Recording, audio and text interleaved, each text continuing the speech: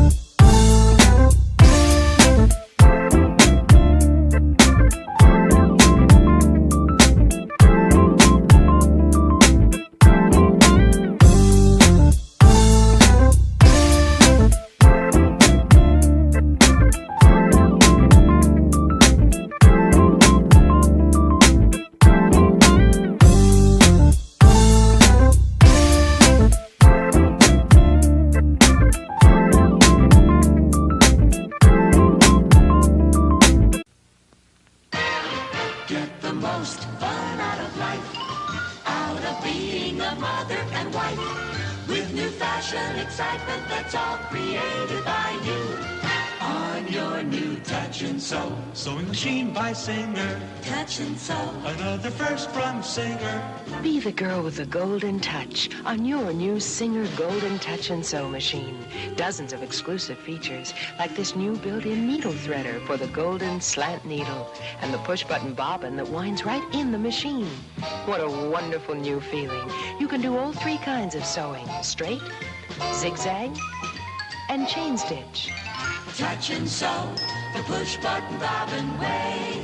Come sew on one at your Singer Center. Choose from 5 Touch and Sew models from $149.95. What's new for tomorrow Is at Singer today.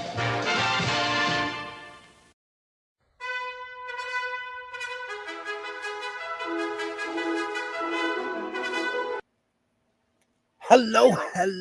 I hope I don't have an echo. I thought I heard an echo.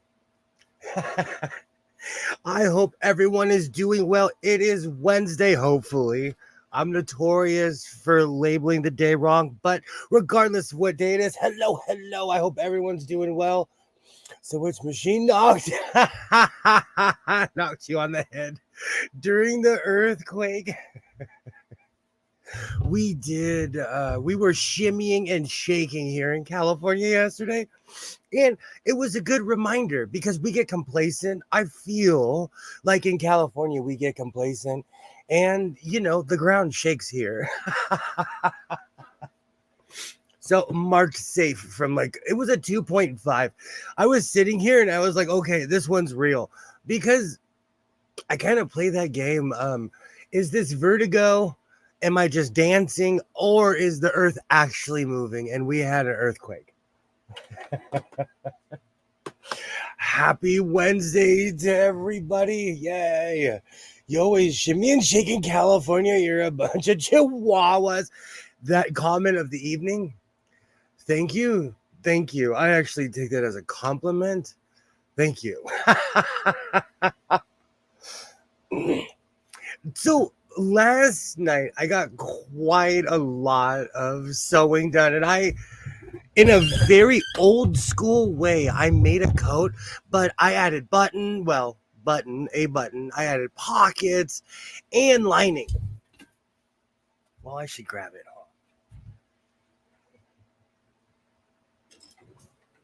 Oh.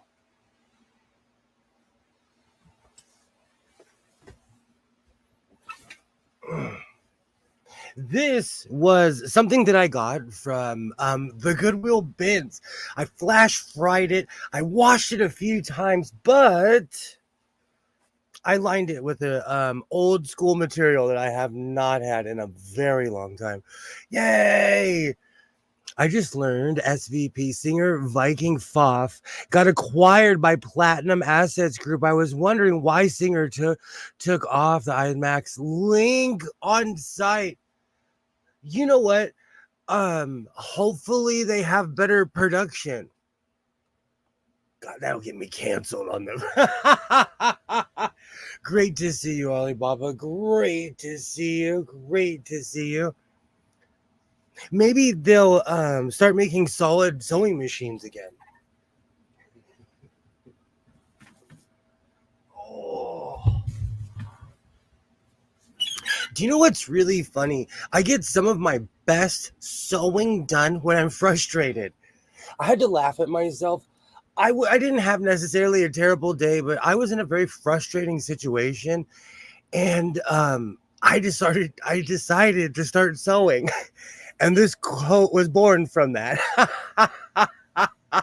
But it always makes me laugh that when I'm having a bad day, when I'm frustrated, I come in here and I start sewing, and magic comes from it. Oh. And it's really funny. I'm already deep into the conversation and we haven't got to the business part yet. This program is for entertainment purposes only, and its content is not intended to malign any religion, lack thereof, race, gender, company, individual, or wigs. All opinions expressed by my so-called life and program participants are solely their personal views and do not reflect the opinions of every single human being on planet Earth. I hope everybody has a great evening flying my so-called life airlines.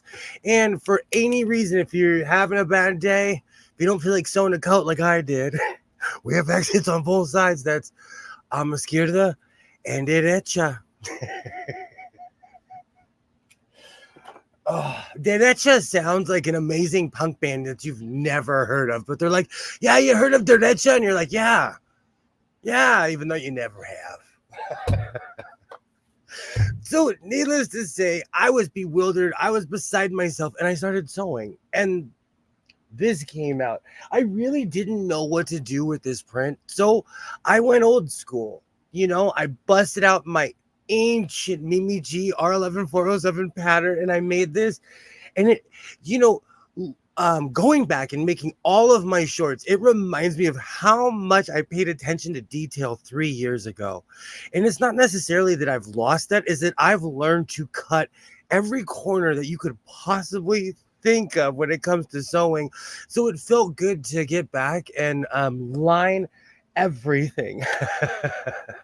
The denim was kind of shedding, but I like that look. So I'm definitely calling this one a win. And I don't even know what's the theme of this coat. But I really, really like how it came out. It's been excuse me. It's been a while because I'm at the point where I could literally go like this and start sewing a Mimi G R11407 coat. So it felt good to line everything. And I don't know, detail, the devil's always in the details. So you fell off the wagon. Great job, you addict. You were on step 5. Why quit when you're on step 5?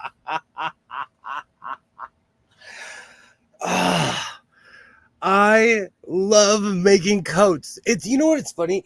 All of this goes back to an old Doctor Who. It was kind of a joke that Matt Smith was like, I'm going to retire. I'm going to become a beekeeper. No, I'm going to become a curator. I'll be the great curator. So I think of myself as of just completely retired, and I'm making coats. Oh. But I have pants ready to go, and I've I'm still sewing. This, what's so funny? When I get in the groove of this, it's amazing, but this is sat here for a day, so I need to start working on this again. I get sidetracked because I'm the kind of person that has 4 or 5 projects going at once. It's a habit. And I cut out pants, and I do not know what this material is. I'm going to need your help.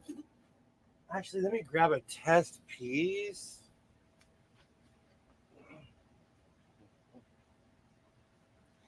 I purchased this from the same place that I get all that tweed, but that could be your quick coat curator uniform code. I like that. I like that. I like that. I could still be a curator. I live in a museum. I'll be the final exhibit. Just this is the material that I'm going to make the pants out of. I don't know what you would call this. It's this came from the tweed guy. It's already backed and lined. This is just going to be a really, really fun pair of pants. But again, this is probably tweed or something in that direction. So they're going to be hot. Do you know what the funny thing is? I still have 2 sewing machines that I need to work on. I am definitely behind this week. But I'm having fun while I'm doing it. And it's really funny. I kind of got this weird spurt, and I just felt like sewing yesterday.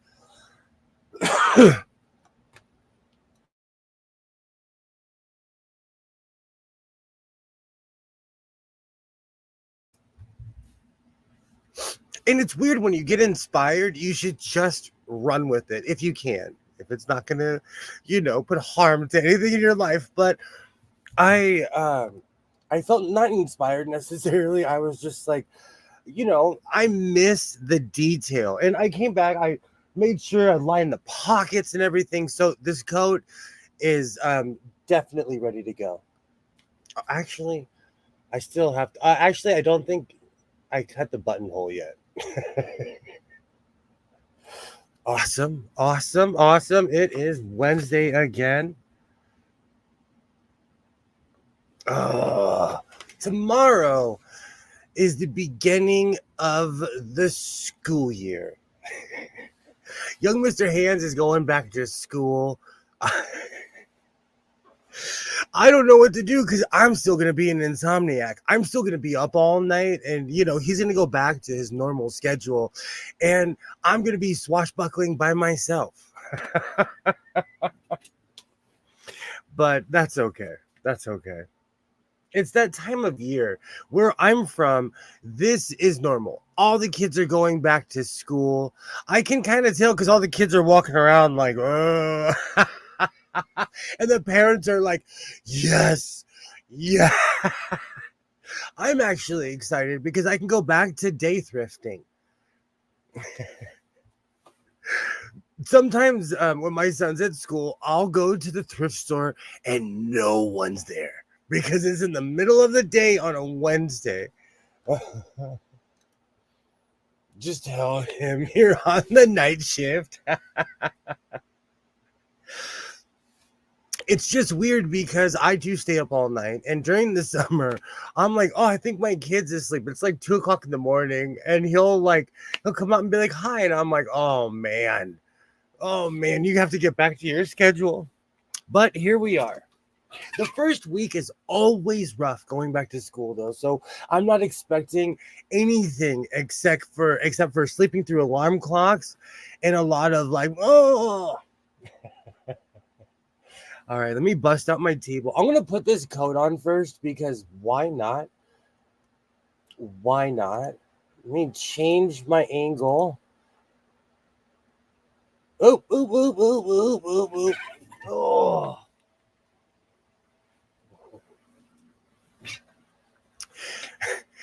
My flag was deemed so indecent that they took it off of Twitter. You add one thing to a flag and all of a sudden it's considered indecent. Funny that.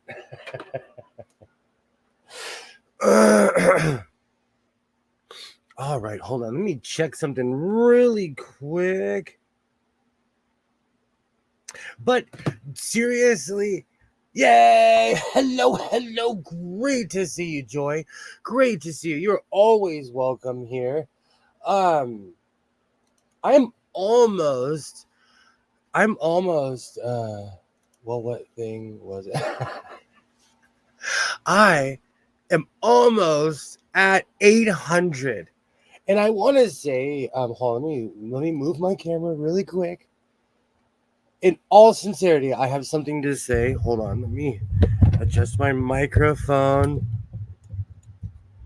Oh, one day you'd figure I would test this out before the live stream, but no, here we are. Yay! Perfect.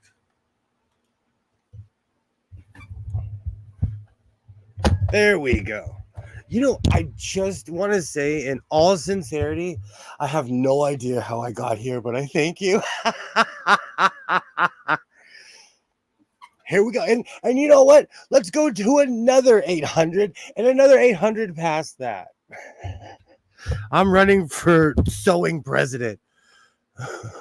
Yay. Hello.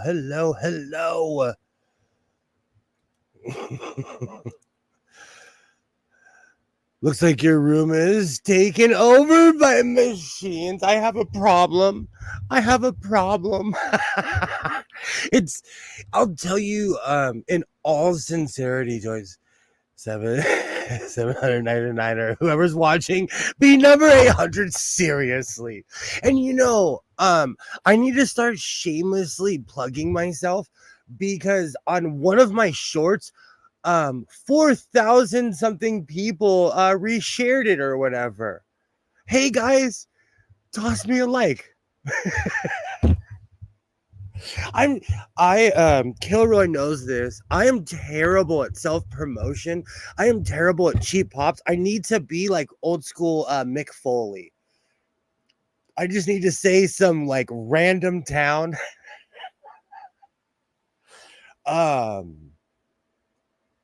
Goose Island. There's got to be a ton of them. Goose Island, wherever you are, don't forget to like and subscribe.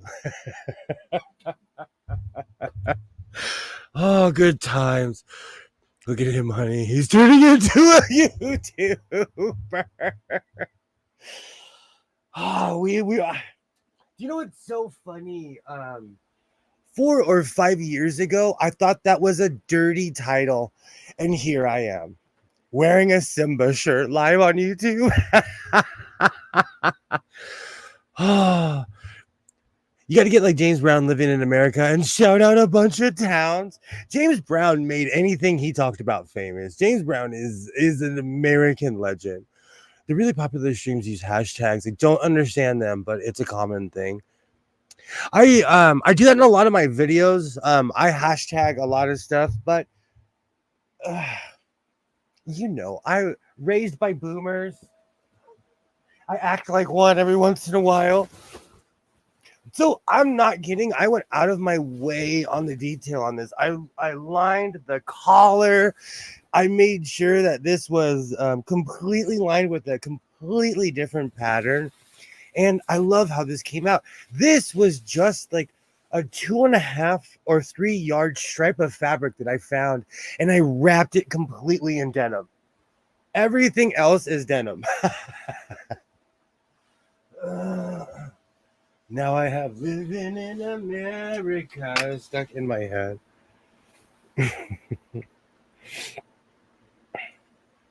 Get on up, stay on the screen. Like Kilroy, you just wrote a song. Kilroy, you just wrote a song right now.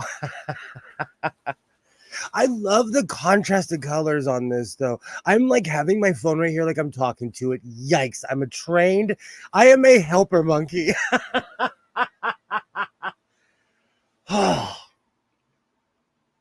James Brown always makes me think super bad. James Brown always makes me think of the Ohio players because he would talk to them in his songs. He would talk to them. It'd be like, oh, you're from here, you're from there. It always makes me laugh. I can't remember who he's talking to, but he's like, yeah, you claim you're from LA, and everyone starts laughing. He's like, yeah, Lower Alabama. I don't know why. Still to this day, every time I hear it, it makes me laugh. Every time. Oh, good times. Good times. But I love how this coat came out. And it was, excuse me, it's 10 times longer than I thought it was going to. So this is definitely a victory. Let me move my dress form.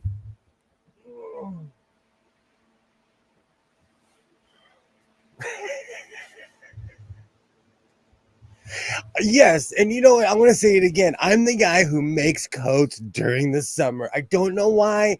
It's a thing. It's a thing. I was inspired last night. My son is a teenager. He's a teenager. And you know what? I got so mad that one day I'm going to need blood pressure pills. So I came out here and I was like, I'm going to lock myself in this room. And this coat came out from my frustration. And it's been a while, but I finally added pockets. I've been obsessed with the duster look. I love the duster look because I'm always wearing my cowboy hat. And with no pockets, it's old school cowboy. But, you know, I had to add pockets. You got to find some lighter fabric so you can make summer coats. You know, I think what it is I did that 2 years ago. Every coat I made was an abstract color. Every single coat. So I think I should get back into that. That's not a bad suggestion at all. You know what's really funny? I noticed on my shorts, and I'm not even saying this like it affects me, but I'm all about the numbers. When I'm wearing something extremely bright, I'll get a couple hundred, you know, and I'm a small channel, but I get hundreds of views. When I'm wearing something dark, it's a gamble of how many views I'm gonna get. I liked those coats. Thank you, Alibaba. Thank you. I'm there. I went through this weird phase where everything I made was a floral print. I have quite a few floral prints, and you know, it's been almost a month and a half. I want to say 2 months. I have not gone fabric shopping in a while. It's because I've been captain vacation. I've been shopping around, so I'm probably gonna go fabric shopping this weekend. And if Mr. Modelo doesn't exist anymore, I'm gonna cry. But I won't make a video of it, I promise. I promise. They're unique and stand out, but still the urban look. Thank you. Thank you, Alibaba. Thank you. I am in my Londo Malari era where I'm dressing in darker colors. In the show Babylon 5, throughout this seasons, this one character, Londo Malari, it's a long story, but his character gets darker and darker, and so does his uniform. It almost matches what he's doing at the time. I absolutely love that show. I need to put that on my list and make a Londo Malari coat. That is on the list because really it's just a really long coat like this and a bunch of accents. Oh, I think it's time to bring back the lighter colors. Like I said, I'm gonna try to go see Modelo Man this weekend, but we'll see what happens. Oh man, I gotta start getting up early again. The school year is back. And as a true adult, I promise to not go to bed early and run my entire day off of coffee. But I like the length. This came out perfect. And yes, I've made quite a few coats. I'm a coat maker. It's something that I like to do. It makes me happy. So here's the 800 more coats.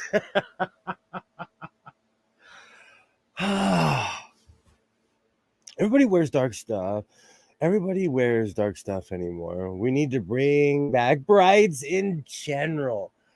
Do you know what's so funny? That's what reminded me of the early 90s when that when I was coming of age, it was all about wearing extremely bright clothes, especially like in the cross color eras in the early 90s. I wonder what happened to that. I need to go in my mom's house and find it. Do you know what's so sad? I have my junior high uniform, my gym uniform, I'm sorry. And it's so sad. I still fit in it. Every year, once a year, I try it on and I'm like, yup, still got it. Oh, those bright neon type of colors of the 90s. I still have my Santee Alley roll that has that really bright color, but I've made everything you could possibly think of. I think I need to make a video of that, of where should I go next as far as this. I've made everything you could possibly think of. Should I make Santee Alley pants? I've made a shirt. I've made an undershirt. I've made my version of a beater, all kinds of stuff with that fabric.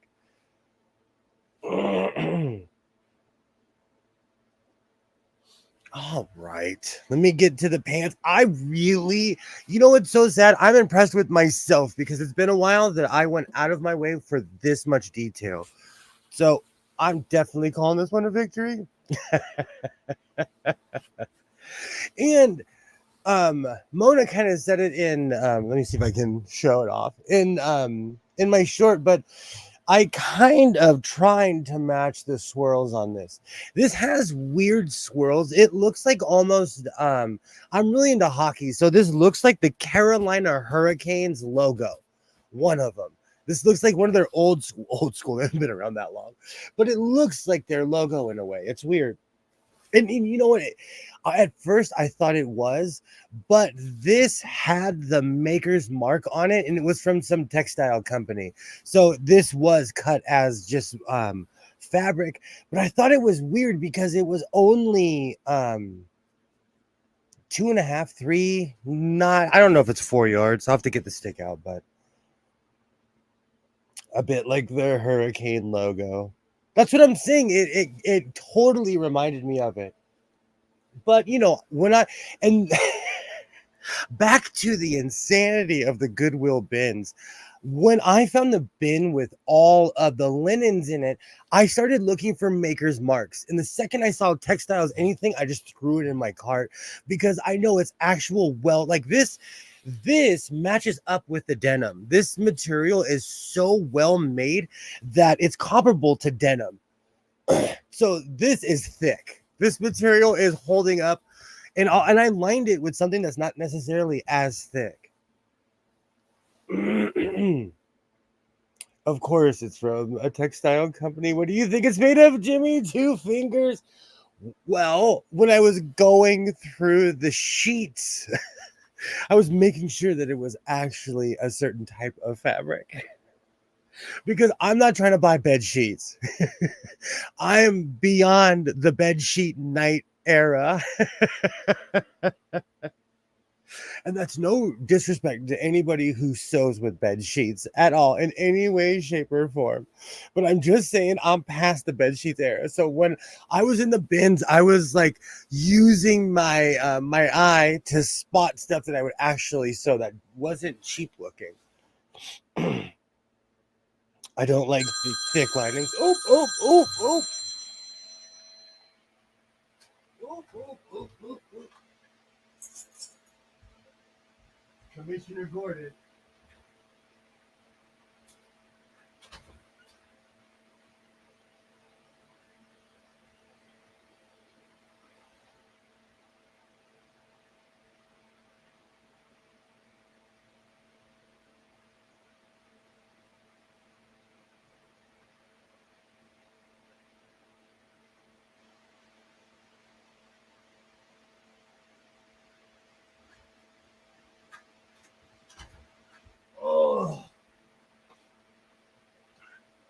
Sorry. That was Commissioner Gordon. Isaiah and I have to go fight crime later. Off to bed sheets and onto moo-moos. I did purchase a moo. I have, because again, it looks like African print to me. So I was like, yoink, and I threw it over my shoulder. It was a moo. I purchased a moo.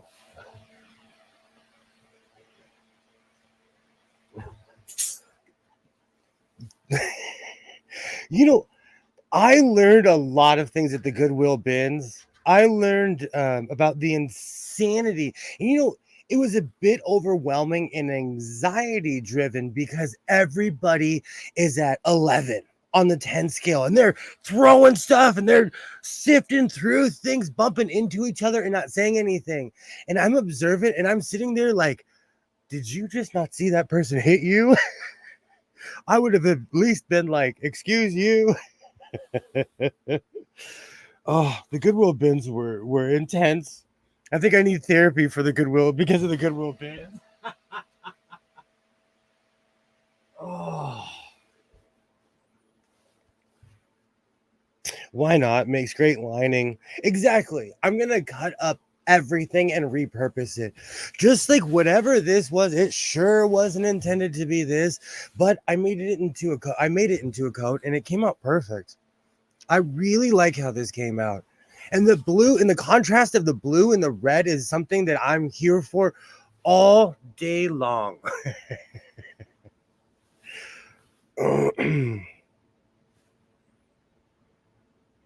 Hey, Ty. How's it going? Great to see you. Just in time. On my shorts, I called my shorts the return of Captain Coates. These are the crazy things that I think of at 2:45 in the morning when I'm posting shorts. Great to see you.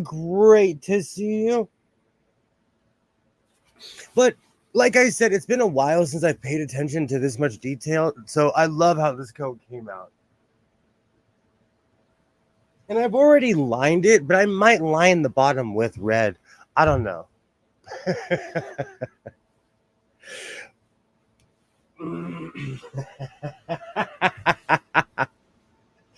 Oh, good times. I was not necessarily having a bad day. Like I said, I'm raising a teenager.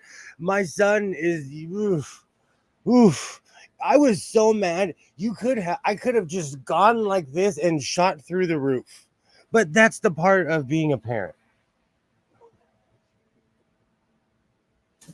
Oh. So yesterday, it's a really long story, but yesterday, my son, his computer was connected to mine. I don't know what he did, but I got locked out of my YouTube channel, out of everything. I came to my computer and it was like, let's start from scratch. And I was like, we are not starting from scratch.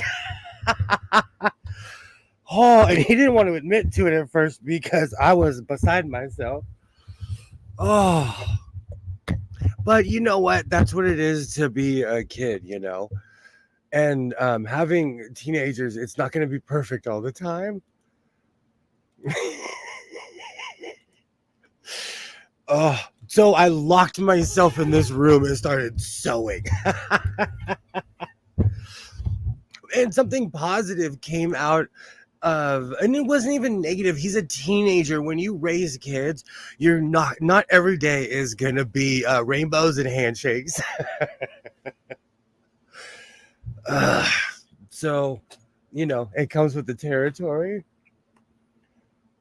Do you know what's so sad? After my trip to Vegas again last week, I feel like I need another vacation. But I have a question. I actually have a question for everybody, but I have a question for Ty.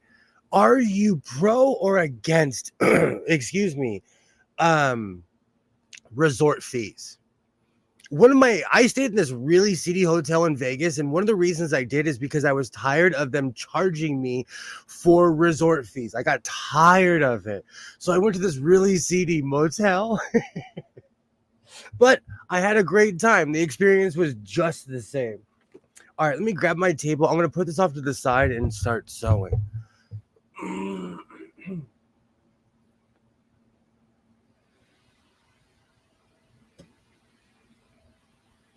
And something like a resort fee is just a triple charge on top of whatever you're doing. And I travel so much that I got tired of hidden fees. I got tired of that, so I'm willing to stay at the scary hotel because there you could at least pay cash, you know. There was one time I had one of the greatest Vegas weekends of my life. 2 months later, I'm looking at all my receipts and I got charged hundreds and hundreds of dollars in resort fees. But this is more on land. This is not on sea. This is more on land.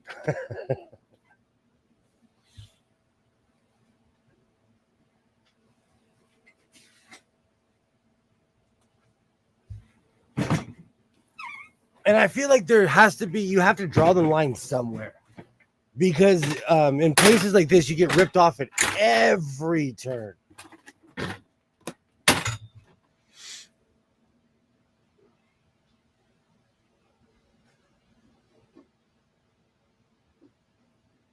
Oh man, we're gonna see how big these pants are gonna end up.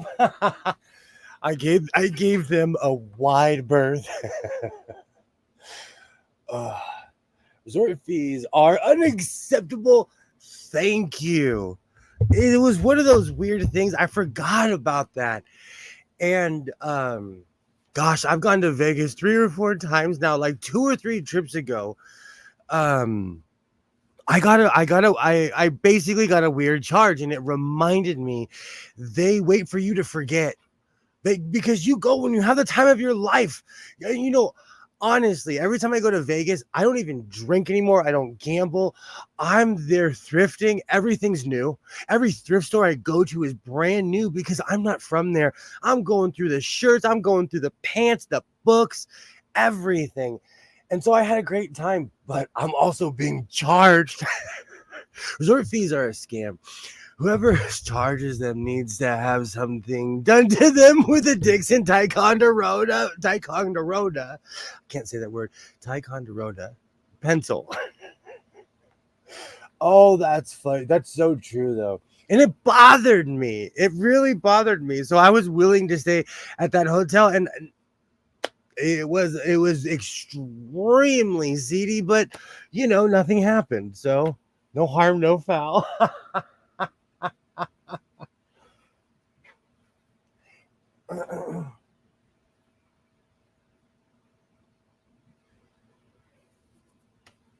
It's been a while, and you know, I got back into the groove of traveling, and I forgot that traveling is a scam in a lot of ways if you don't pay attention to it, especially when you go through third and fourth party websites.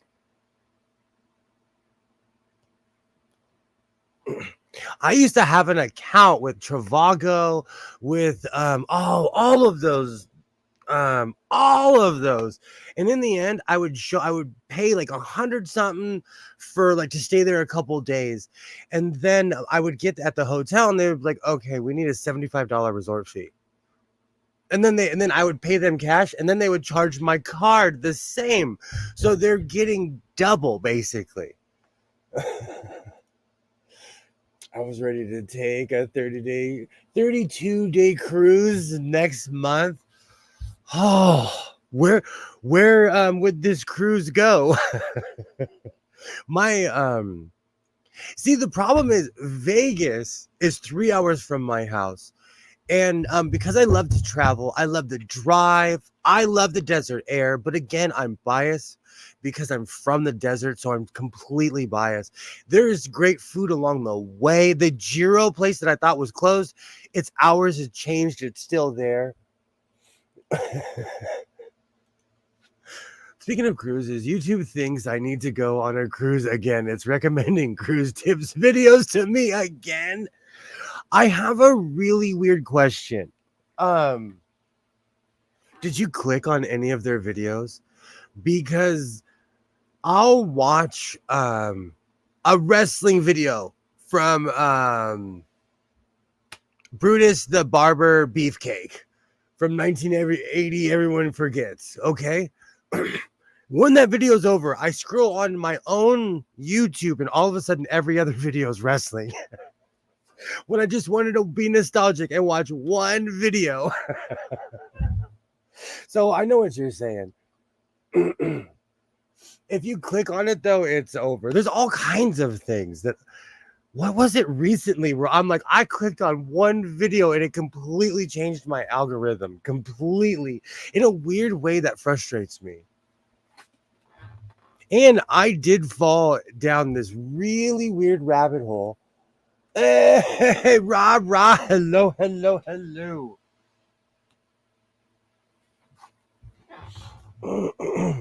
I did fall down this extremely weird rabbit hole of watching people go on extravagant cruises, though. Because I've been on a lot of the big ships, but I've never been on these modern mega boats. I've been on ships that have malls that are just extravagant. I've been on Viking, all kinds of crazy ships. These new ships, like watching the videos, I'm in awe. I am in awe. I've never clicked on a cruise tips video ever. Motorcycle videos, I try to stay away from them because they're addicting. I'll click, especially with the shorts. I'll click on one short. Every other videos are Harleys now. I laugh out loud. I look up where I used to live, and then I get travel stuff. Oh, yay. Hello, hello. What really messes up YouTube is when I type in German or Canadian. I do that a lot in Spanish. I do that a lot, but it comes right up. I can always tell the kiddo has been using my account when I start getting Minecraft video. I'm gonna tell you flat out. I miss Minecraft. My son would play it back when the PS4 was in the living room. He would play Minecraft. I would fall asleep to that music. That Minecraft mood music puts me. I swear, sometimes he would turn it on just to make sure I would pass out and go in the kitchen and make himself a sandwich or something. Oh, I love watching those videos. I rode from San Diego to Phoenix on a 1970s Yamaha type of video. Those are different. I watch those videos. That's different. When someone I'm watching this guy who fixed up an old, I believe it's a Honda, and he's going through North Dakota and he's finding all these old ghost towns. It's really, really interesting. But his bike is only a part of it. There's this other YouTube channel that it's something that I would actually avoid, but it pops up all the time. I don't know why YouTube suggests it to me. YouTube is funny that way. Oh, I miss Minecraft videos. I miss those days. Now my kid, it's so funny. My son's getting into all different types of music, and I can tell because he's going through my old CDs, and I'm like, you know what? At least those things they're getting used again. I actually feel like I'm doing something right in parenting though when my kids listening to decent music. Maybe I'm trying to live vicariously. I never rode a motorbike, but now I can't. There's nothing wrong with that. There's videos where I will probably never ever be able to travel to China. Who knows? But I watch videos of people traveling all around China. I watch videos of those wooden villages. I think it's interesting. I think it's the most interesting thing. I probably will never be able to go there, but there's people who are opening up these worlds that I didn't even know existed. You know, so I love videos like that. I never ride a motorcycle. I can never ride a motorcycle either. Or skydive or base jump. If Skits is still here, he did enough jumps for all of us. I did bungee jumping, and it's just as terrifying as you think. Do you know what's so funny? Everybody's like, they have videos of like, wow, people are so excited when they're doing this. After about the first 15 feet, I was like, why am I doing this? My common sense kicked in, but it was too late because I was already strapped in. Oh, bungee jumping is an experience. It's an experience. My common sense was like, sorry, I'm back from vacation. What are we doing? Oh. Oh, good times. Good times. See, Skits, I did. Skits is a professional. I was like, I did it one time. Oh, one time. And you know what's so funny? When someone asks me, like, have you gone bungee jumping with my whole chest? I'm like, yeah, I have. But what but I don't tell the real story of when I was like, the entire way down. And then it wasn't until the second jump where I was like, okay, I'm safe. I'm safe until the second bounce. I wasn't built for jumping out of stuff. And I'm okay with that. I'm okay. Simba knows his limitations. Oh, what about those people who ride an inner tube behind a speedboat? Would you ever do that? Because of where I'm from, I've actually done a lot of wakeboarding. So I would. Anything that's not strapped in. I didn't like snowboarding, but to me, wakeboarding was different. But I don't know. It's one of those weird things. But again, I grew up near a lake and people were all into water sports. And as an adult, I really got into riding Sea-Doos, and Sea-Doos are motorcycles on water. But again, I will say this for the millionth time. Anytime you own a boat, I don't care if it's a little P-row, I don't care if it's a Sea-Doo or a yacht. It literally means just bust out another 1,000. Oh. It's fun. Stuff like that. I used to do that. That's fun. Stuff like that is fun, you know.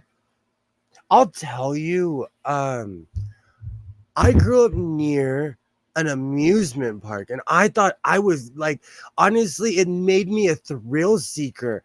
I love thrill rides. As an adult, it would be like the A-Team. You would have to knock me out, and I'd have to wake up on a roller coaster ride. Oh, I did it a few times. If you're in a seated position and you fall off your ass and it skids on the surface for 100 feet, then you drop in the water. Many bloody noses from flying off of those tubes. Man, I'm telling you. And that's another thing. Falling off a wakeboard into water is a hard surface. It slaps you at first when you hit it. Oh, the good old days. I honestly, I'm not as adventurous as I used to be. When I was younger, I was into all kinds of crazy stuff like that. And now, I'll watch. I'll sit at the concession stand and eat some funnel cake. Do you know what's so sad? Whenever we go to amusement parks, whenever we go to certain places, I'm of that age where I'm like, let's go, because I know they have great food. So I'm still down. Anybody in the chat, are you guys thrill seekers? Are you adventure seekers? Are you the type of person that would go on a thrill ride? Do you like roller coasters? My power is petty though. Bad storms. Oh, okay. Okay. We're here for you, Ty. We're here for you. It's crazy weather. Do you know what? It's that time of year. It's unreal hot here. Unreal hot. The most intense ride I'll do now is the swinging pirate ship. I miss that, man. Oh, that reminds me when I used to have a fro. I'd wear a headband because I thought I was cool. I grew up near an amusement park, so it made me a thrill seeker. As an adult, you couldn't pay me to get on one of those rides. I'm not a thrill seeker. Interesting. Interesting. I have enough medical problems. I don't need to get roughed up on a roller coaster and get more or find out you have a heart like a murmur or something. They warn you for roller coasters are great. there's like there's a couple I want to ride before I can't because when I was younger, I remember waiting to be 5'2" or 5'3", whatever the height was, that you could ride the real rides. So I remember being this tall and just waiting and measuring myself and be like, all right, let's go. Oh, the good old days. I like the tilt-a-whirl, but just for shots for a little bottle of rum. Yeah, exactly. There's no way you can get me on one of those. That room that spins and drops out. Do you know what's so funny? That for me, that's a migraine waiting to happen. Then play the skill games. Those are fun. Those are fun. We still have huge fairs in my town where they have stuff like that, where you can win a goldfish. Do you know I successfully kept a goldfish alive for 9 months? That goldfish lived a good life and it was fat. And it was a carnival goldfish and that thing lived a good life. Oh.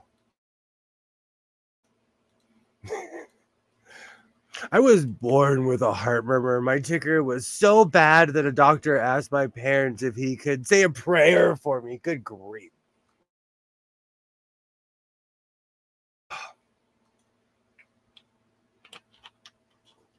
They warn you on rides. Gosh, it's been so long since I've been on a roller coaster ride like that. It's been a long time. It just isn't my thing, says the guy who still drives fast on the highway. I guess I get my kicks somewhere else, I guess. But that's only like when I'm out on the 15 out in the middle of nowhere. I've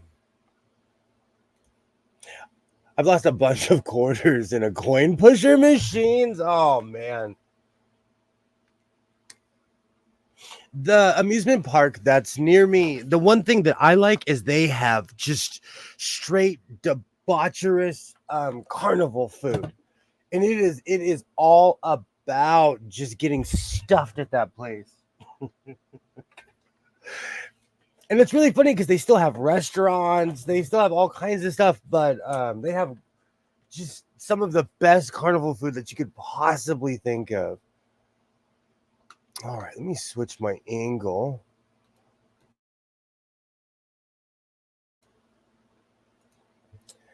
The thing about a car is that you're in control. A roller coaster, once they push the button, that's it.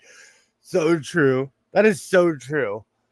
Because there's a certain part of like where I'm from, it is known you do not speed through from like Lancaster all the way, no, from Palmdale all the way to like the Mojave Desert.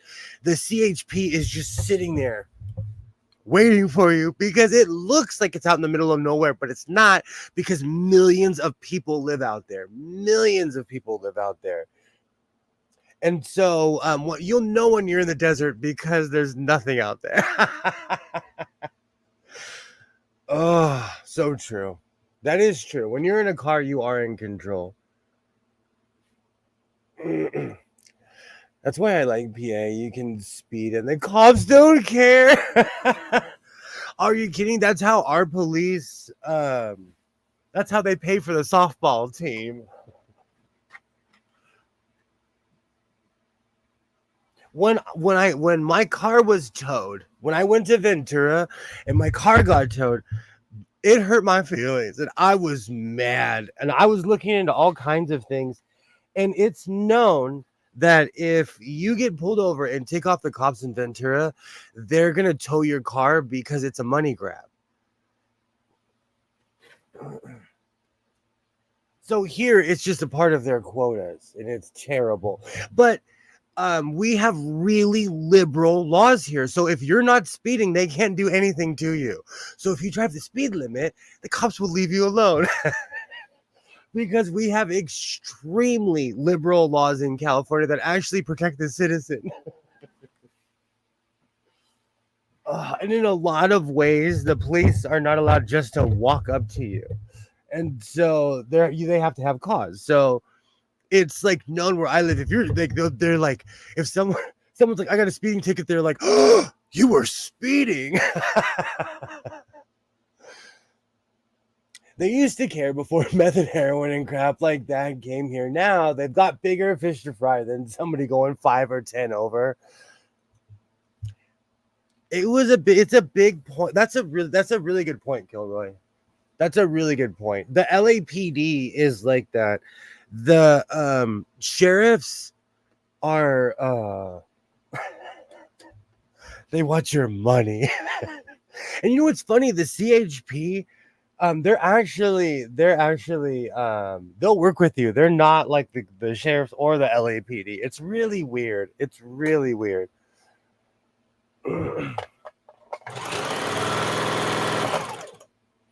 I feel like it's all about quotas and money though.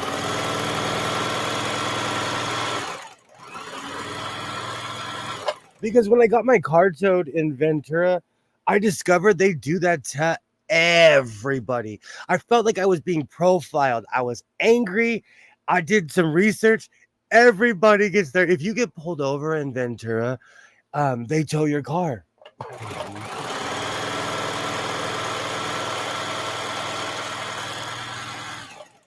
And literally leave you there on the side of the road. Oh. And if anyone's wondering, I made a video about it. It's called It's Not Always Sunny in Ventura. And you know what's really funny? That was another day where I was so mad, and I decided just to make light of it instead of let it affect my life. You know, at that point there was nothing I could do. And that was the drive of shame. I called my mom to come pick me up, and she picked me up in a minivan. I'm in my 40s, and my mom came and picked me up in a minivan after I got pulled over. Oh, good times. Good times. Oh, what doesn't kill you makes you stronger. Let me switch my angle. Let me see if I can get the right one. Yay! There we go. Perfect. We'll see if this doesn't hit the camera. She made you feel 30 years younger with that one. That is so. It was the ride of shame. And the whole way home, my mom was like, she's like, "You're buying me breakfast, bro." It's because I get up early. When I go thrifting, I'm up early. So my mom was like, "You are paying me with breakfast." I know that has happened with many Canadians. They also try the you need a license to drive here, knowing full well the Canadian one is okay and there's an international agreement. They are the worst. My state is absolutely the worst at this. They are. And they passed a law which is illegal everywhere else, and no state honors it. In California, if you're here longer than 3 weeks, you're considered a resident. That's insane.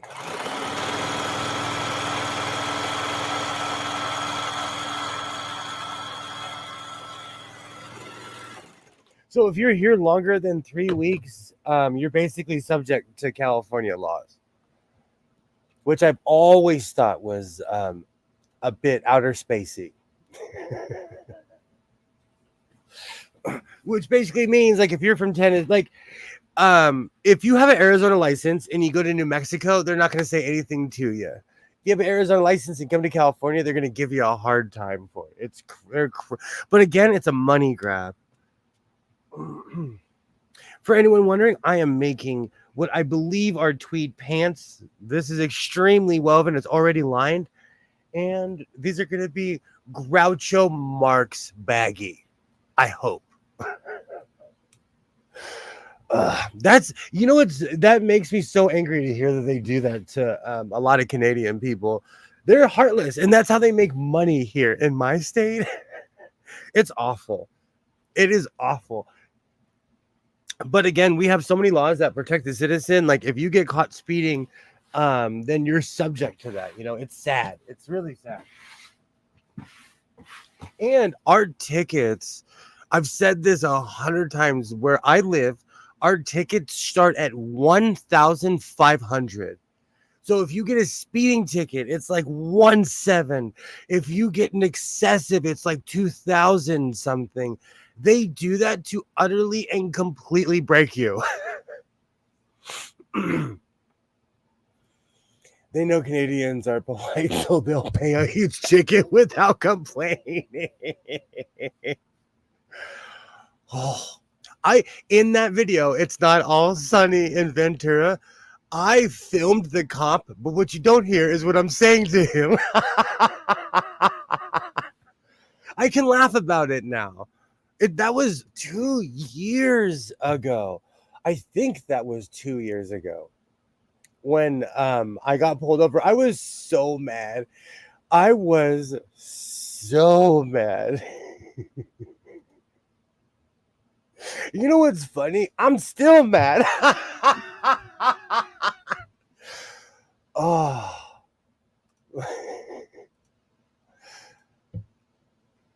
Here's a speeding ticket cost.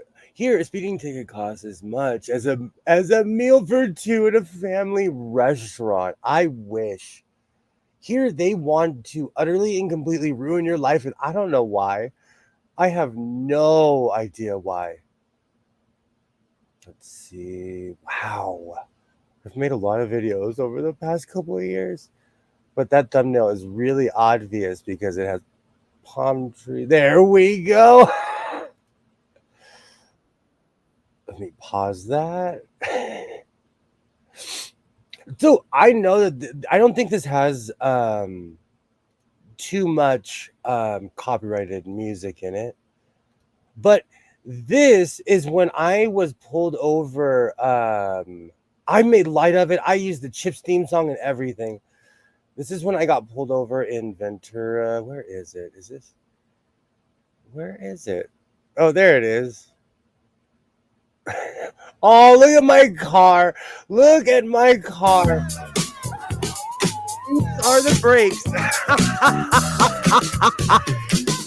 They are so heartless where I live. They are so heartless where I live. Bye, car. Out with another man. Bye, car. And she runs off with him to Japan. And you know what the funny thing is? It took 14 cops to tow my car. There was this weird biker rally when I got pulled over. They were all like, let that guy go. It was actually really embarrassing. And I'm not kidding you. I'm not even being an exagerado when I say this. It took half the force. Oh, that you know what? That was a bad day. That was a bad day, but I can look back and laugh at it now. Oh, poor car. My poor car. And you know, when they towed my car, they did massive damage to my car. Ah, good times. Good times. Where I live, it's a giant speed trap. And people think I'm kidding when I say that. But this one time, Kilroy, this one time, I asked them, I was like, is this the whole force? Oh, at that point, I am full Groucho Marx. Who's on second? I don't like you. We're going to start cracking jokes. Oh, for anyone wondering, I can't say without laughing, I still have that car and it is going strong.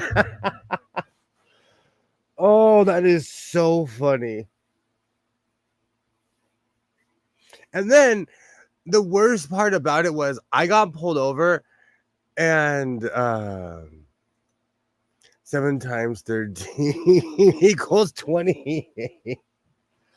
The cop, like, he asked me, he's like, how come you have all these sewing machines in your car? And I looked at him and I was like, I'm a golfer. He didn't think that was funny. He didn't think that was funny. It was baffling to him. But I had my camera with me, so I showed him all the goofy stuff that I did on my camera, you know.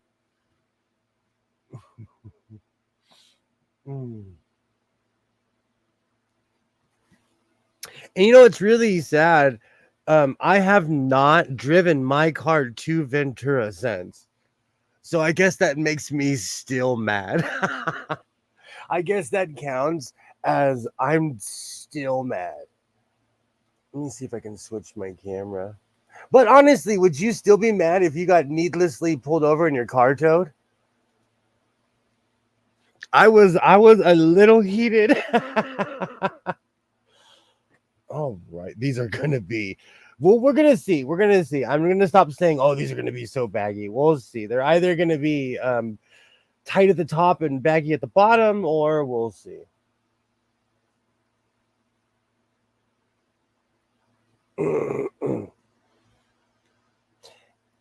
I've gone in other vehicles because I have access to other vehicles, but I have yet to drive my own. And I love that car.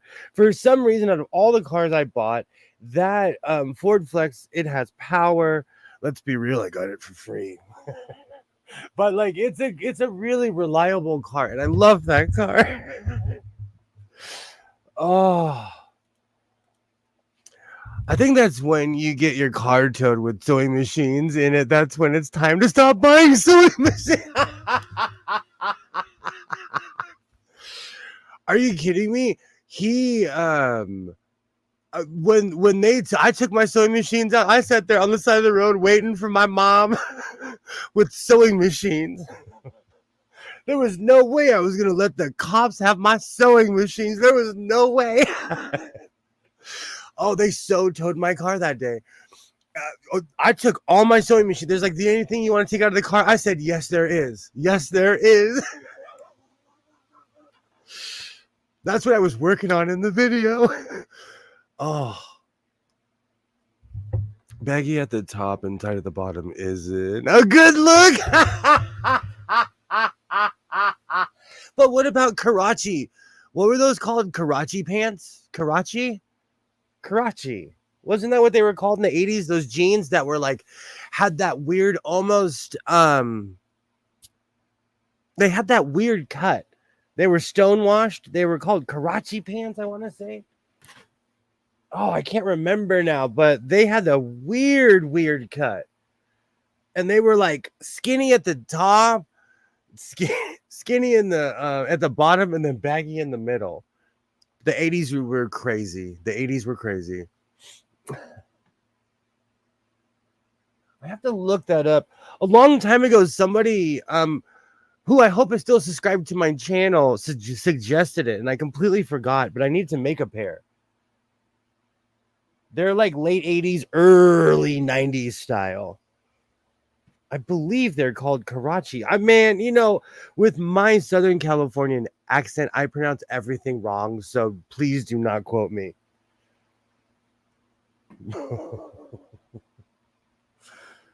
Beautiful. All right, maybe put some more pins in here just to secure this a little bit because these are big. Oh. All right. Now I have Curtis Blow just stuck in my head. Break it up. Break it up.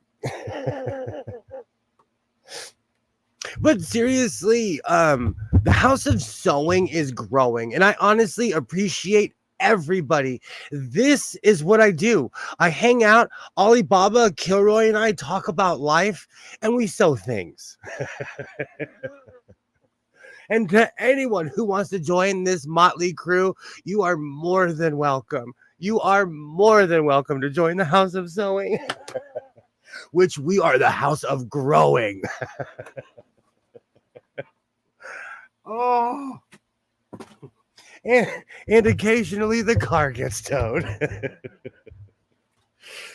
Oh, awesome. I'm Paul Schaefer, always Alan Coulter. Absolutely.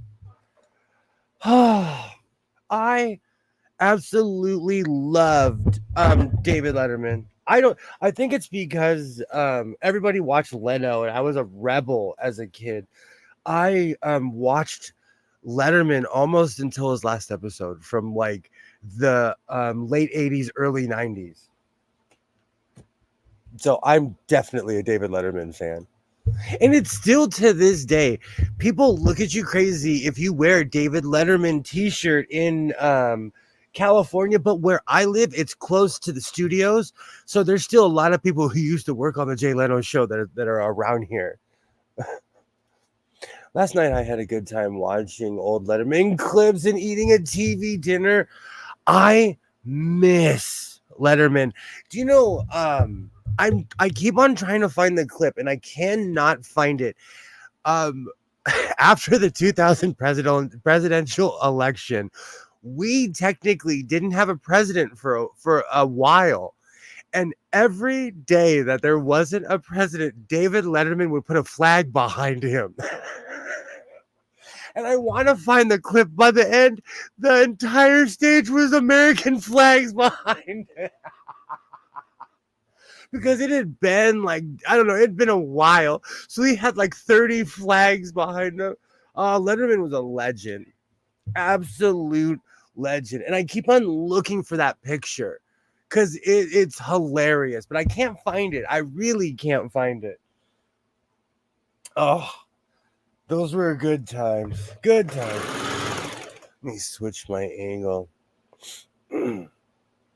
That's a rabbit hole I should fall down, is watching old Letterman clips. But I still look for that clip and I cannot find it. But during the presidential 2000 election, we didn't have a president for a while. They were in court. And every day, David Letterman would put a flag behind him. And I thought that was just ingenious. It's one of the it's Sergeant Slaughter and David Letterman are the reasons why I have a bunch of American flags in here in the first place. Do you know what's really funny? When I was a little kid, I watched G.I. Joe and I was obsessed with Sergeant Slaughter. A couple years ago, Sergeant Slaughter started following me on Twitter, and he's still subscribe to my Twitter, and for some reason I took it as an honor. Sergeant Slaughter is subscribed to my Twitter, one of my childhood heroes. Oh, and Cops. I was watching the old Cleveland and Philly episodes of Cops last night too. Those were intense because those were real. All those old school episodes, those were real.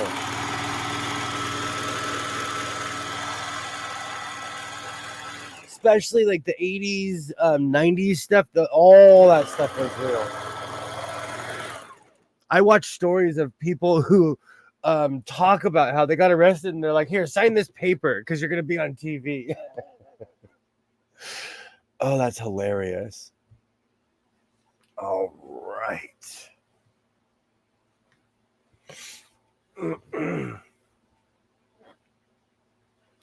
Now I have the Cops theme song stuck in my head. All right, let's see if I can get this in one shot. Bad boys, what you gonna do? Oh, I'm not gonna get this in one shot because I'm sitting here singing that song. Oh.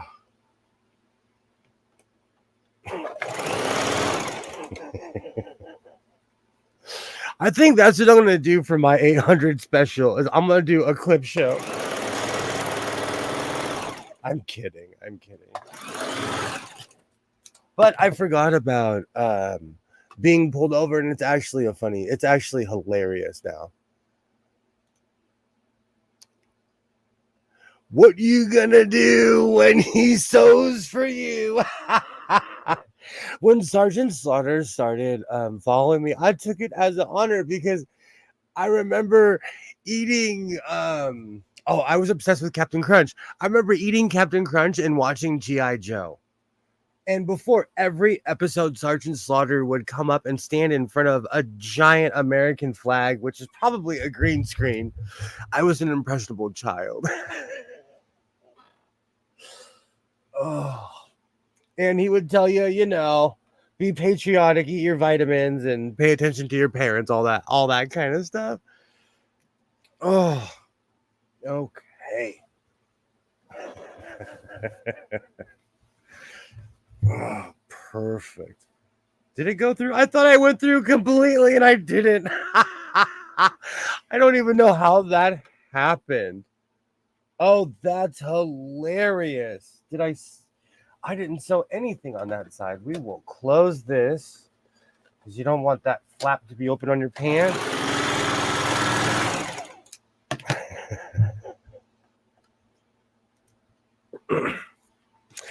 I thought it was an honor. Somebody that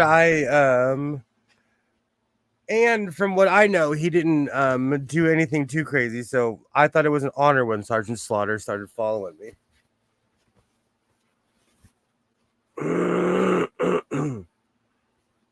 Perfect. All right, we're gonna find out if these fit or not. They're definitely gonna be baggy at the bottom. But I always forget about my nalgas. So we're going to find out.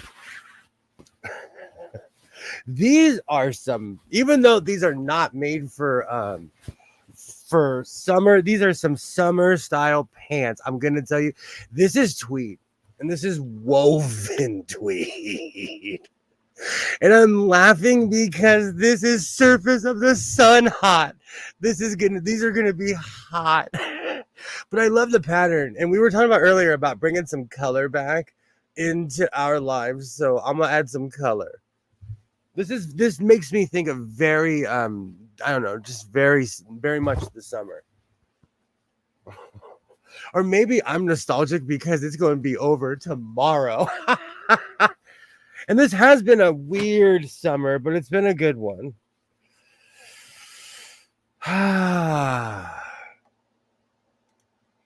You can sweat off a few pounds.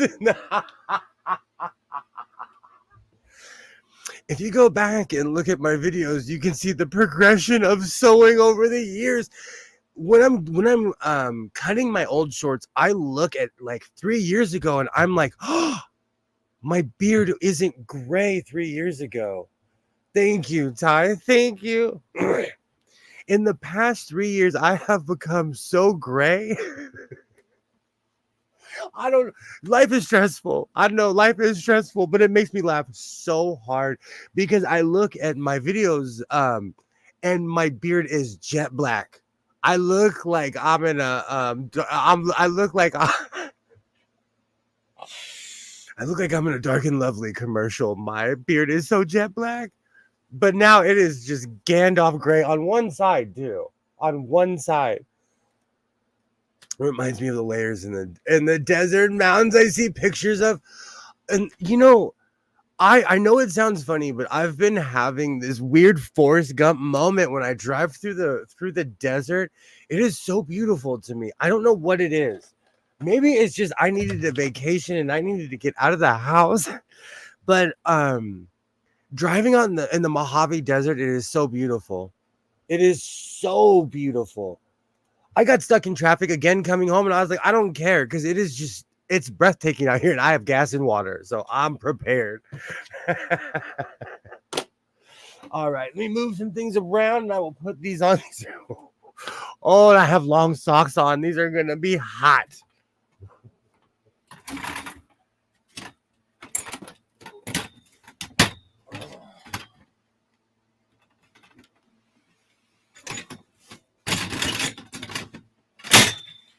Oh.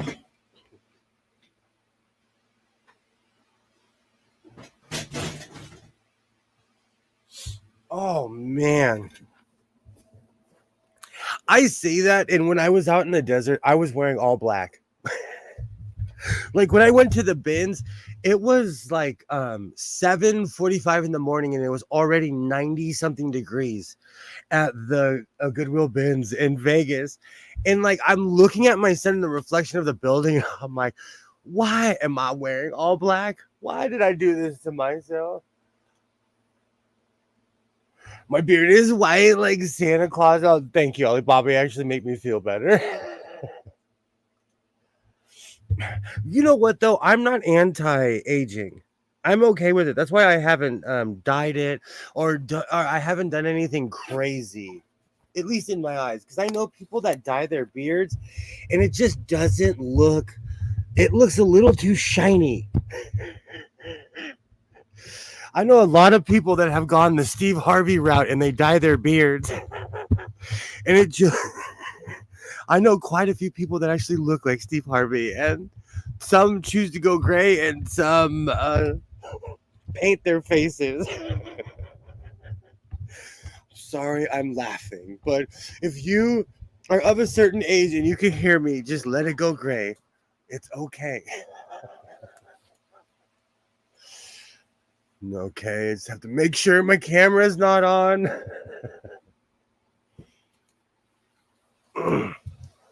You show the color of your boxers one time and it makes you paranoid forever.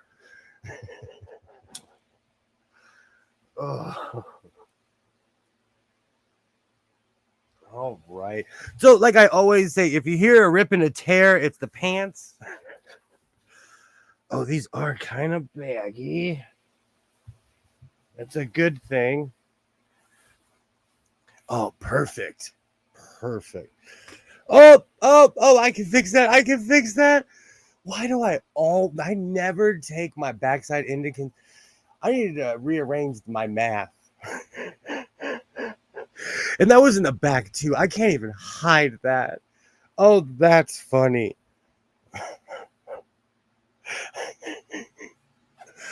One day I will accept my dimensions.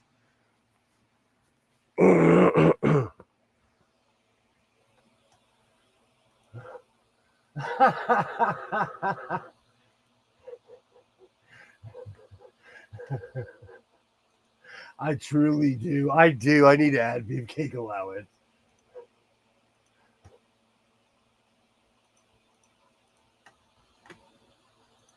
Do you know what it was? It's because I was the same size for 20 years. And then this magical thing called being 40 happened. Oh, these are awesome. And the split did me a favor. Oh, these are awesome. I'm tucking the back. You know what's so funny? I heard something. I can like I have the door half open, so I hear something scurrying around. So I got real quiet. I'm like, oh, what is that? What is that? Oh, this is hilarious. But I like how these came out, and they're baggy. Do you know I wear boots all the time, but I have a weird collection of shoes, and I need to start wearing my shoes more. Even on my vacation, I've been wearing my shoes more because what do I have all these things for, you know? But I'm definitely gonna call this a victory. They look great. Between the coat and this, they look great. This has been the summer of tweed. I have gone off this year. And you know what? On Saturday, I'm probably going to go back and buy more. I'm in love. I am in love. I've made more tweed pants this year than I've made ever. So I'm calling this a victory. Brown shoes would look good with those. Absolutely. Absolutely. Thank you, Alibaba. I have quite a few pairs. And when I get really bored, I shine my shoes.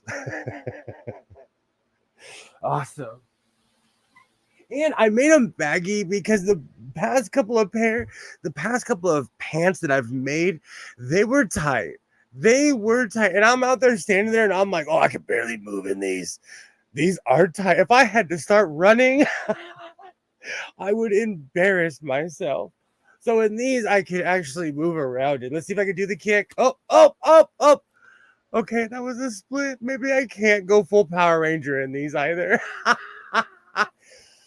But they look great with the Simba shirt.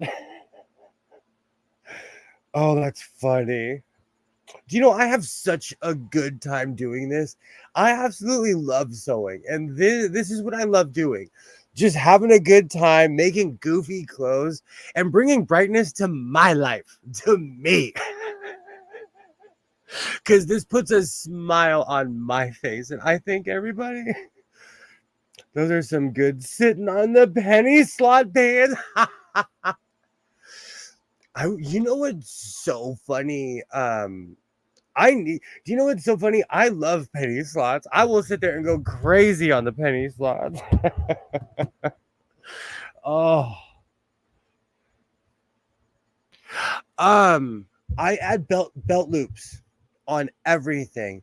On all my pants, I put belt loops because my weight goes up and down so much. Thank you, Joy. Thank you. That is a great question.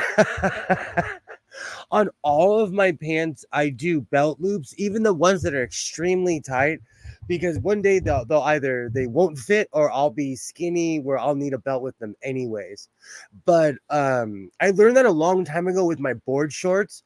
I went in this weird phase 2 years ago where I made a ton of 1950s board shorts, and the only difference is that they have one pocket and belt loops. But it taught me that belt loops are important because no matter what, you're gonna need them one day. But again, I'm weird. I'm weird. My weight goes up and down all the time. So no elastic, wasted, just the belt loop. Actually, I used to put elastic on certain items, but I just go more belt loop. That's a really good question. I have miles of elastic in this room, but I think it's because of where I live in the heat. Some of it is so old that when I started going through it, I would open it up and it would start fraying instantly or it would snap. But the old school Dritz lasts forever. There are certain brands. Back when Michael's actually was a like a fabric store, not a fabric store, where they sold like craft supplies and good supplies. A lot of their elastic and a lot of their stuff still lasts. I have stuff from 20, 30 years ago that lasts. I have Walmart stuff from 15 years ago that falls apart.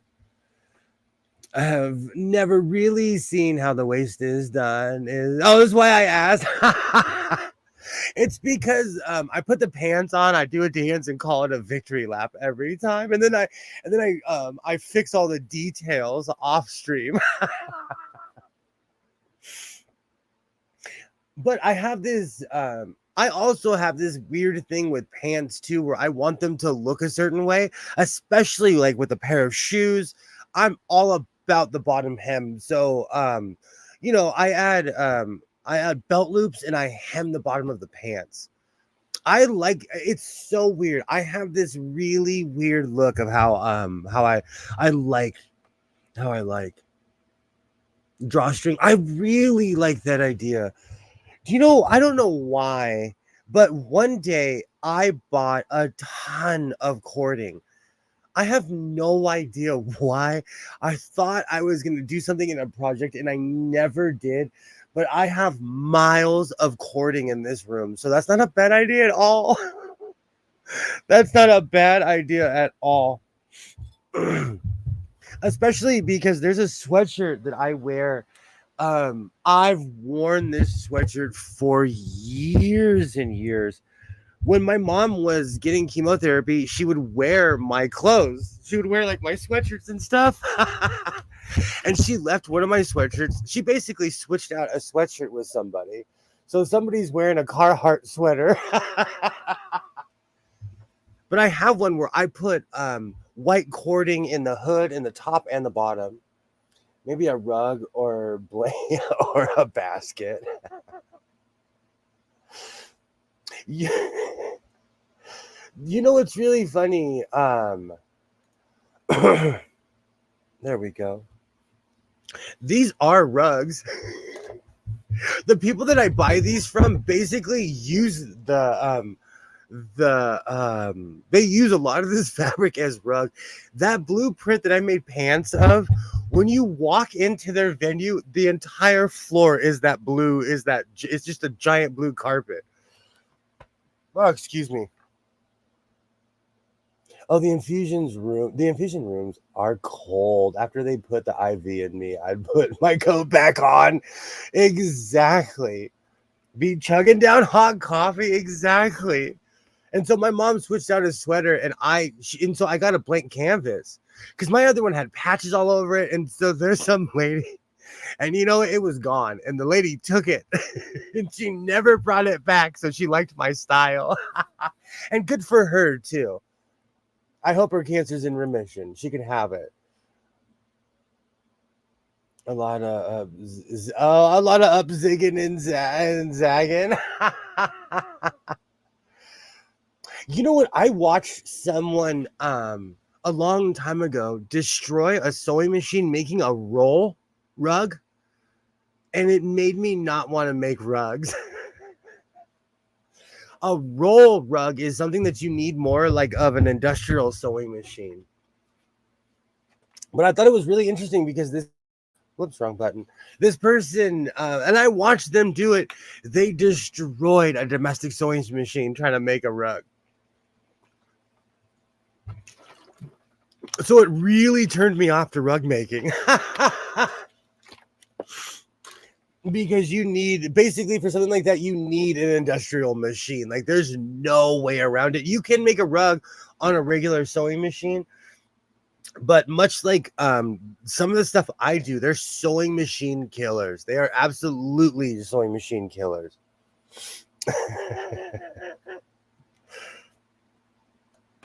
Got a lot done. We got a lot done, and I'm still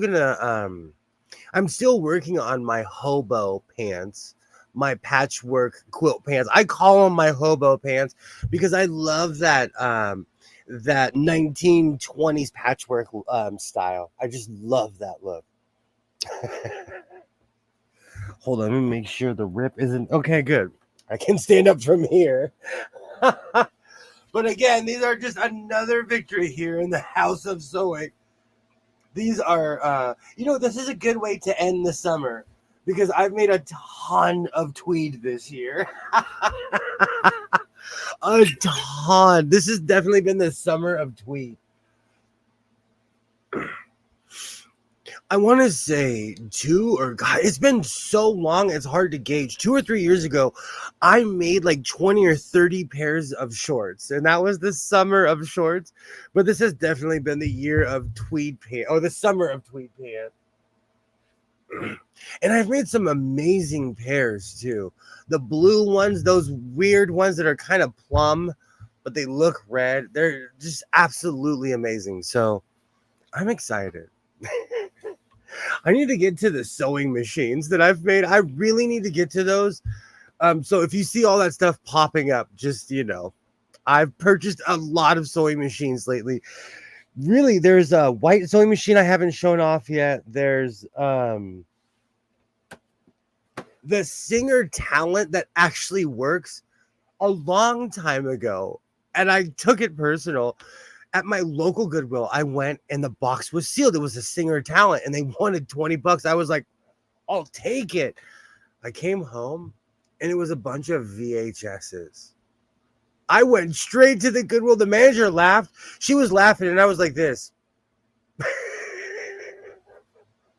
She was like, come on, you have to have a sense of humor. And I was like, not when it comes to sewing machines.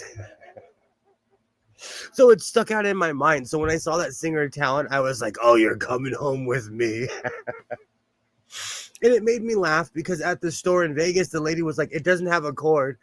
And she said this to me in Spanish. And I told her in Spanish, I travel with cords. And it's so sad because I really did. I brought my Singer heavy duty with me because I'm just sad. And I travel with sewing machines. I think my next stream is going to be called Have Sewing Machine Will Travel. But the second I got back to my room, I pulled out sewing machine and I plugged it right in and it worked immediately. So good thing that all those Singer cords are exactly the same. You know what? I think it's only been an hour and a half. I'll go a little bit longer. It feels so much later to me for some reason. I think it's because the school year starts. The school year starts tomorrow, and I'm like, ugh. I have so much stuff that I have to do that I don't want to do. It's definitely that time of year.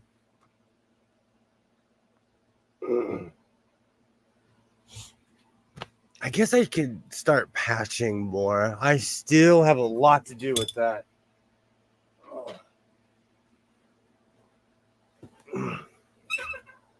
Geez, do you really have low T petering out after an hour and a half? Well, we're just, I'm going to keep going.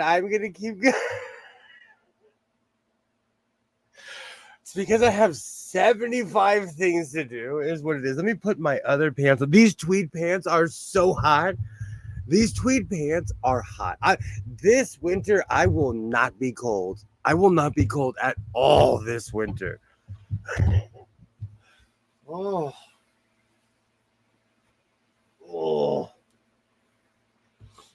It felt like even longer.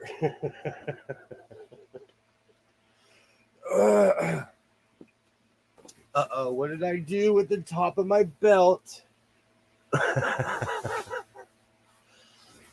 Oh, it's in here somewhere.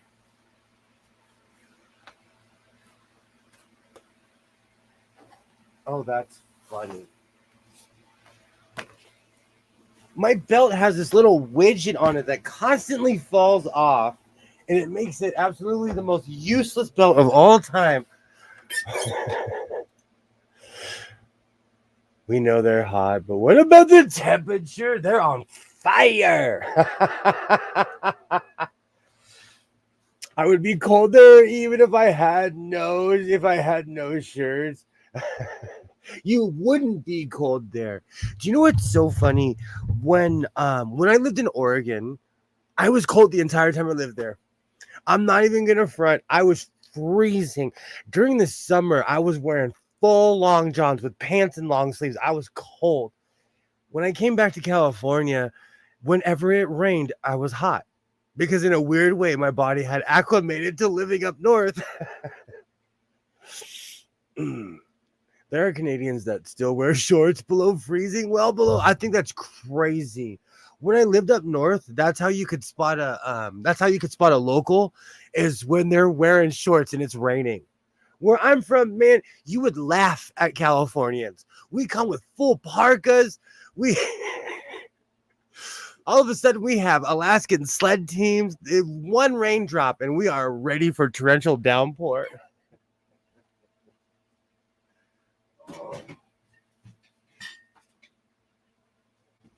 Oh. Oh.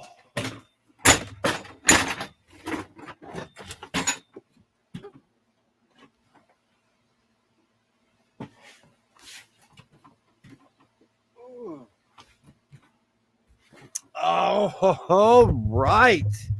We're going to get back to quilting here in the House of Sewing because we're quilters now. Excuse me. I need to line these up because I'm going to sew them together. I was going to iron them first.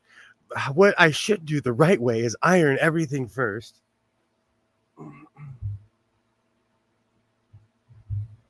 But we're here. This is one of those projects where it's more time consuming because you're building everything from scratch. All right, and that's the scrappy piece. Perfect. Beautiful. Let me get, you know what? It doesn't even matter what color the thread is, but I was using red thread for this anyways. Do you know what? Quilting is definitely one of those things that I never thought I would get into. I never thought I would get into it, but here we are. It's in like anything else, it's kind of intimidating when you see how hardcore certain people are. My biggest fault was I started watching like mega quilt YouTubers, and it's intimidating. And like I always say, if anyone says that something is easy online, it's because they have 20 years experience, if not more than 20 years, or they've done 100,000 times over and over and over, you know. All right, let me set up a little bit in here.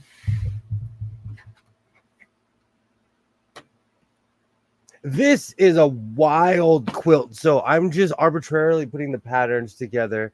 But like I said last time, I have a tendency of repeating, and it just makes me laugh. It's almost in my nature, I guess. But with a certain amount of blocks, there's only so many combinations that you could really do. Which reminds me, I should probably cut more shapes out.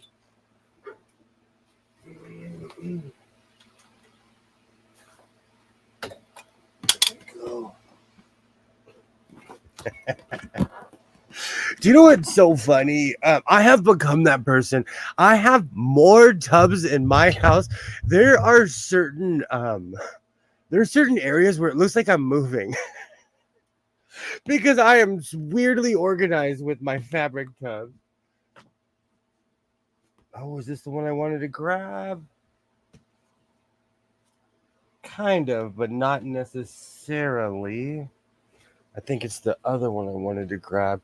There was this neon green material that I wanted to add because I kind of had something similar in my coat and it looked amazing. Oh.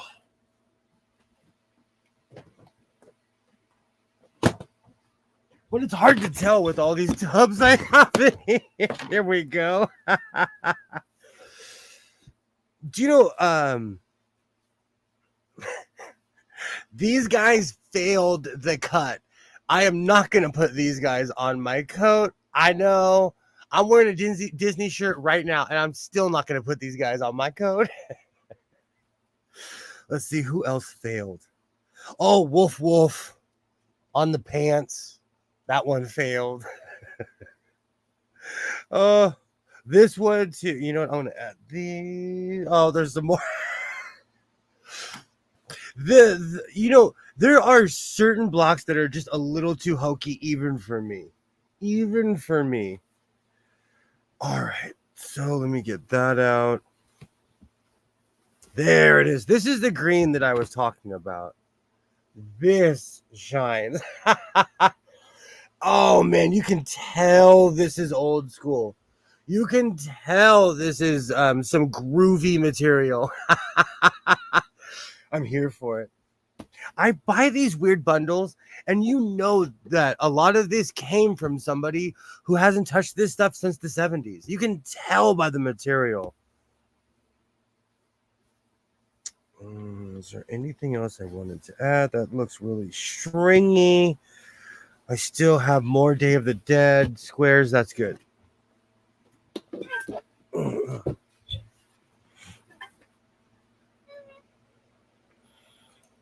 Far out, man. This is definitely some groovy material. Hey, Isaiah. I'd wear that purple all day. I'm actually going to keep this and line it with something. This is old school material. There's a little bit more of it in here, but these are scrap pieces. But this is old school material. And it's kind of sad when I buy these bundles because those people aren't around anymore. But it's going to a good home at least. But I wanted to incorporate this ancient green into my. Let's see how many pieces can I cut through without taking my finger. Perfect.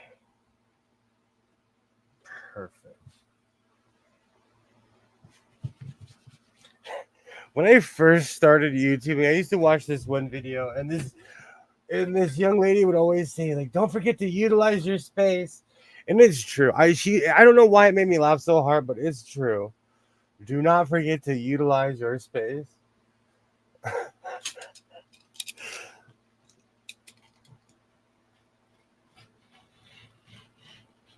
Perfect. I had a feeling I'd be able to cut through multiple layers of this stuff.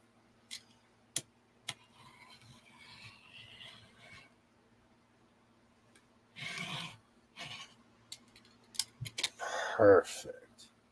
Make sure to cut this. I might be able to make it on this too, or I don't know if they'll be big enough. Why not? And the funny thing is that quilting is not necessarily something that I was really into. I just started watching videos and I was like, you know what? I can do that. I could definitely do that. So I'm more self-taught.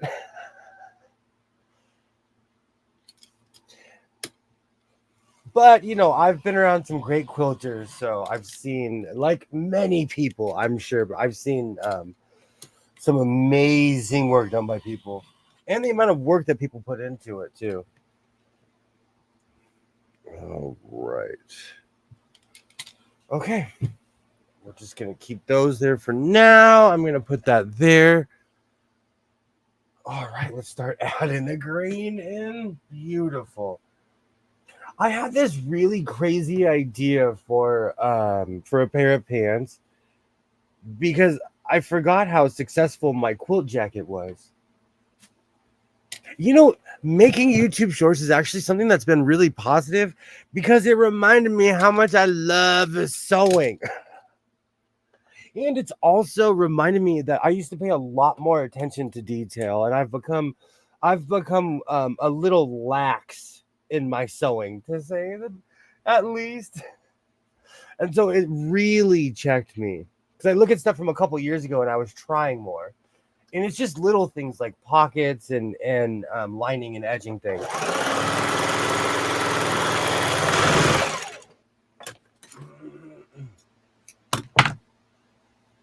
Perfect. Oh, that's going to be perfect.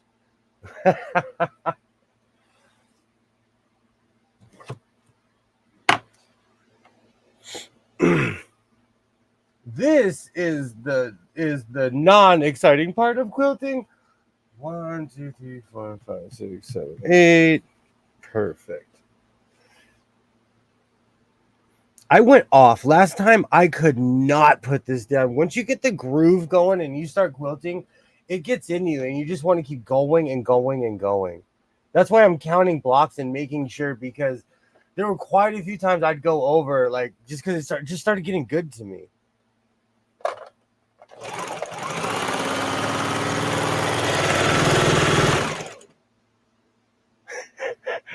I cleaned my sewing machine and it is hopping now. It's running at 110% efficiency at this moment. That Singer sewing, it really responded to that Singer sewing machine oil. All right, let me get all of this out of here. Perfect.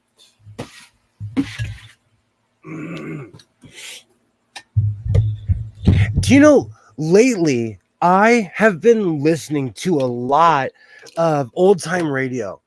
I have fallen in love with old Mrs. Brooks, the Whistler, with old school programs, and it just, the amount of detail that they put into those old radio programs were amazing. And you know what's so funny? I'm listening to these and I'm paying attention and I'm like stuck on every single moment of those old school radio dramas. They were so well produced. Of course, it was pre-television, but it's something that it's like this weird rabbit hole. About 2 Vegas trips ago, I found this weird satellite radio station because I have Sirius in my car. And for some reason, I renew it every year. But long story short, I started listening to one of the stations is old-timey radio. And I actually fell in love with the old school radios, with the old school 1930s and 1940s radio. And a lot of the shows from original, from original television all started out as radio. So it's weird to hear Jimmy Stewart, Lucille Ball, they all were jumping. They were jumping to be on the radio. It's opened up this whole new world to me. And the funny thing is, like all rabbit holes, when you fall down it, you jump into it. And I knew the existence of a couple of things, but there's just amazing programs out there that still exist from a time that has come and gone. And these people are forgotten. They are forgotten until you find them again. But it feels, I don't know, it's amazing listening to the old time radio programs. I have completely fallen in love with them. Batman was a radio show first, and the Link Ray did the theme song. The Joker had a song too. Can you hear them on YouTube? I love that. I was listening to Superman in the car when my son was at his MMA class today. And I think because it's brand new, I am just like sitting there paying attention to all of them. And I won't even lie. I was listening to the Jack Benny show. I couldn't take it because it was beyond its time, has come and gone. But a lot of it is still relevant today. It's really funny. And there are certain things that you'll hear on there that you have to take into context because it was the 1940s.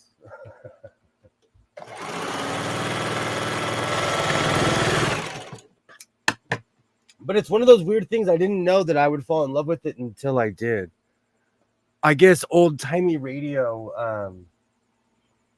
Do you know, I'm weirdly into things that are forgotten, times that I constantly ask people, name me a big band from the big band era, because back then they probably thought their music was going to last forever, just as we think that the music we listen to is going to last forever, So it's weird when I find stuff that is from a forgotten era. I feel like an archaeologist that's opened up something that no one's ever seen, you know? George and Gracie show was good too. There's what do I list? There's so many things that I've been listening to lately. It's really made me laugh. Like our Mrs. Brooks. One of the reasons I love that is because I grew up with the original I don't even know what you call it, back when Nickelodeon started showing black and whites. And so I watched all of those shows because I was of a certain age. But I've been watching, what have I been watching? Our Mrs. Brooks. I've been watching The Whistler. I've been listening to all the old school mysteries. It's crazy. And they're so well written that, I'm constantly looking for something for people who are talking because I'm sewing, I'm cleaning, I'm parenting, I'm doing all kinds of things, So I need a good distraction. And these shows are amazing for that. And they take you on adventures too. 1, 2, 3, 4, 5, 6, 7. So as you can see, I have fallen in love with that genre. And if it wasn't for that weird ride to Vegas and me just looking for something different, there are certain songs that I listen to that I'm like, I'm doing the math and I'm like, I've been listening to this song for 30 years.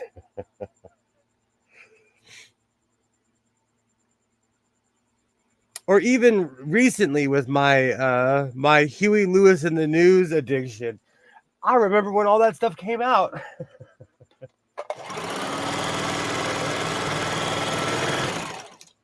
All right, let me count this so I don't overshoot this one. 1, 2, 3, 4, 5, 6, 7. Perfect.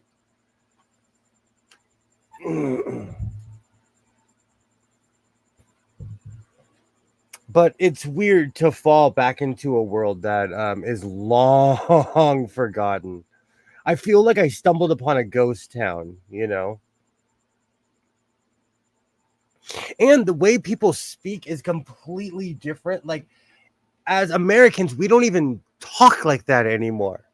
It's hilarious to hear how people their speech pattern and everything. Because I'm constantly saying I'm in a show hole 1, 2, 3, 4, 5, 6, 7, that I need something new to watch, and this is perfect for me. Absolutely perfect. Because I talk about it all the time.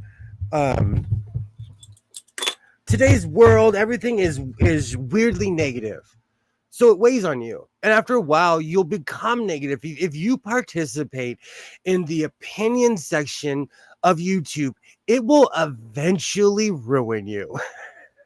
So I go looking for the lost gems, movies that haven't been seen in 60 years, those grainy, weird 1970s movies that people put on YouTube. So finding the old-timey radio is something that is an absolute plus. It's definitely something that I'm looking for. Because I want to utilize YouTube instead of sitting around judging people. I try to utilize it to discover things that I never thought I would be into.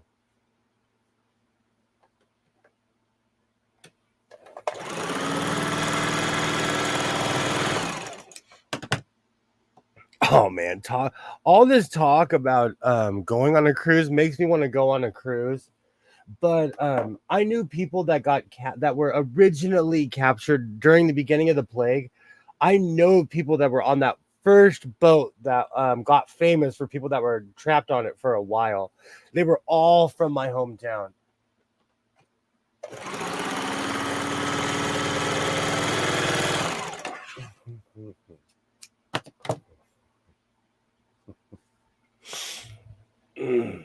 Beautiful.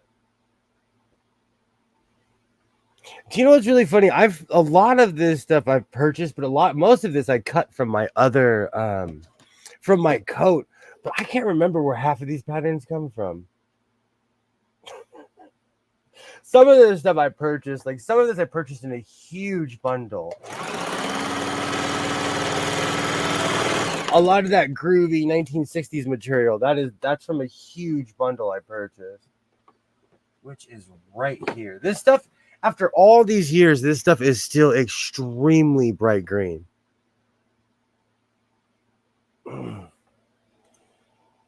If you don't go on a cruise by 2020, that's it. No cruise for you. No way I'm getting on a cruise after that mess of a year. That's the one thing. Okay. That's the one thing that keeps me away from it, is because I see these people regularly too. And if you ask them, they will tell you the horror story of being trapped on the cruise ship. Have a great night, Alibaba. Thank you so much for stopping by. Have a great night.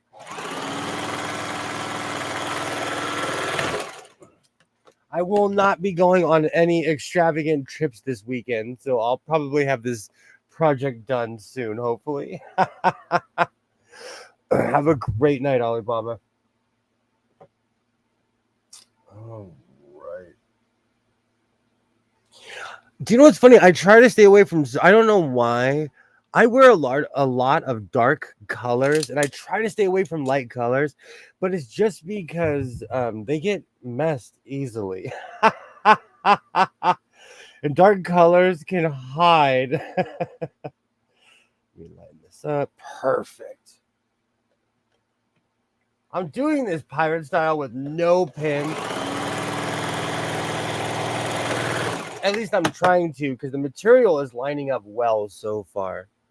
So I'm doing this with no pins. Perfect. Let me see if I can find. I'm trying to think if there's anything else crazy that's been going on besides the normal stuff. My town is going to go back to being the giant speed trap that it is now that the school year is back.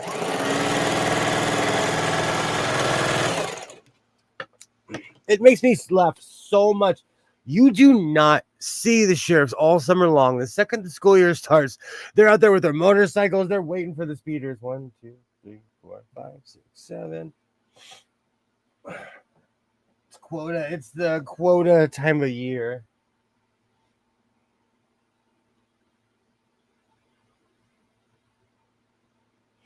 Man, I can tell a lot of this has not been used in a long time. Like I said, some of this material is from the 60s, and you can tell.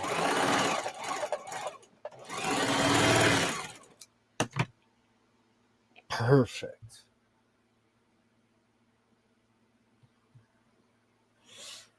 All right. Let me check my notes today. You know what? It's really funny because everybody's in this really weird like panic because the school year starts, and it's not like this isn't anything that we haven't done every year after year after year, you know. Do they not have buses there, or is it just Yuppieville and the helicopter yuppies can't stand the thought of their kid having some time to themselves? The answer is yes on both. But I'm gonna tell you as an observant human, this generation is driven a lot more than mine was. My generation, we took the bus. Some of the craziest experiences, and I'm not saying even in a bad way, but some life lessons happened on a bus. Oh.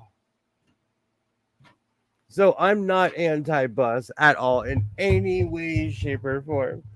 But in my town, most people drive. Around here, most people drive. Our buses are reliable, but for some reason, everybody has to have at least 2 or 3 cars.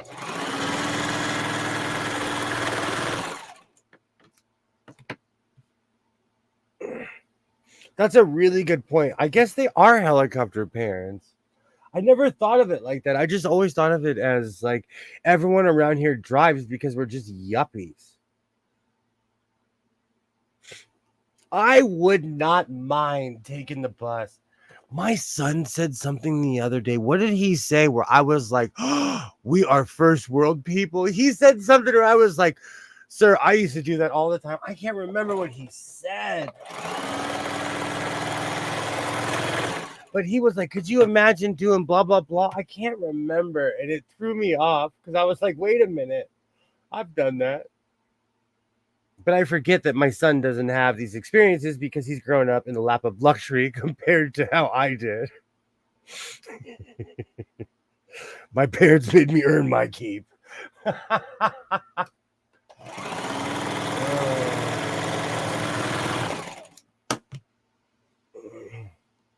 And today at the MMA place, we were talking about how when we take our phones away from our children, it's like they're like little drug addicts. They turn into Gollum when you touch their phone, you know. It's the funniest thing. Oh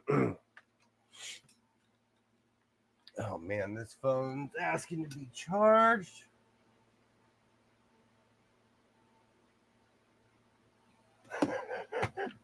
That cord is so old. Where I live, it's a weird, really, really weird mix of people, and it's Yuppieville. This is Stanley Cup country, and I'm not talking about hockey at all.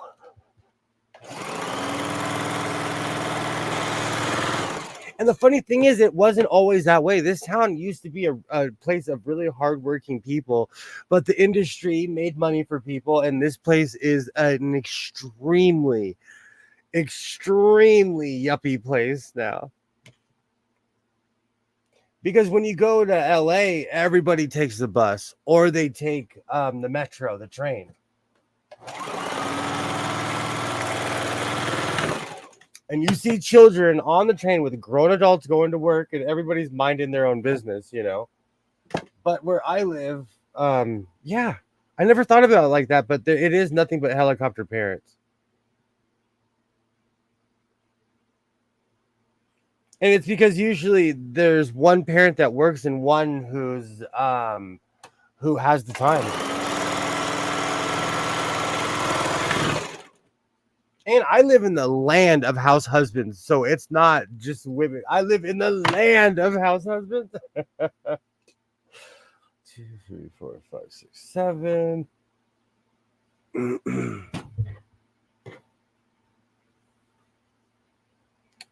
Perfect.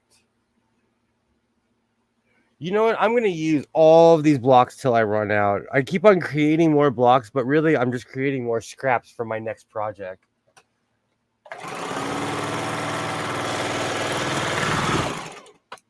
Beautiful. I'm going for as erratic as possible because it was a complete success on my code. An utter and complete success.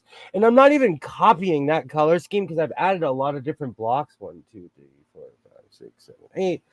But they're gonna look great together. They're gonna look absolutely great together.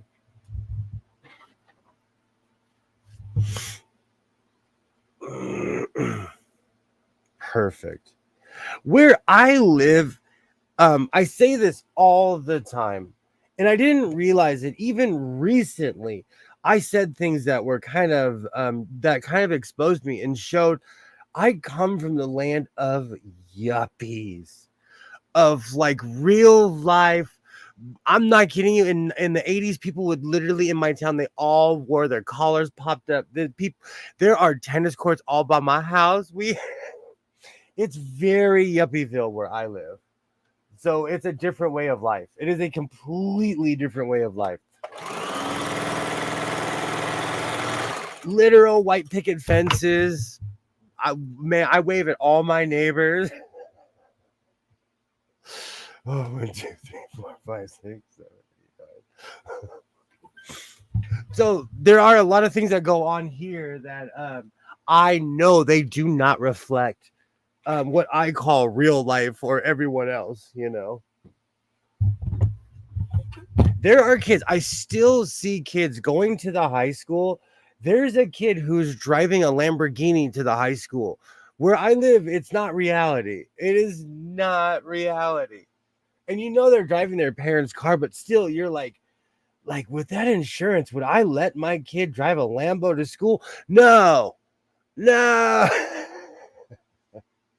It's Yuppieville where I live.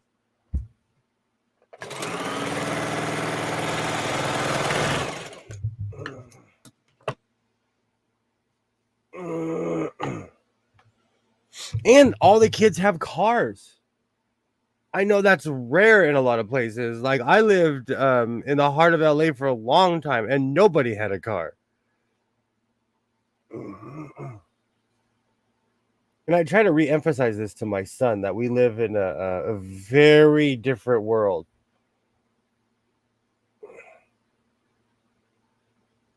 Perfect. And you know what? I don't condemn anybody for anything. So I don't feel guilty about being where I'm from, nor should you condemn somebody for being from where they're from. Because they really couldn't help that. At least in my eyes. If they're snotty about it, hose them. But if they're, if they can't help, but if they're just like everybody else, they can't help where they're from.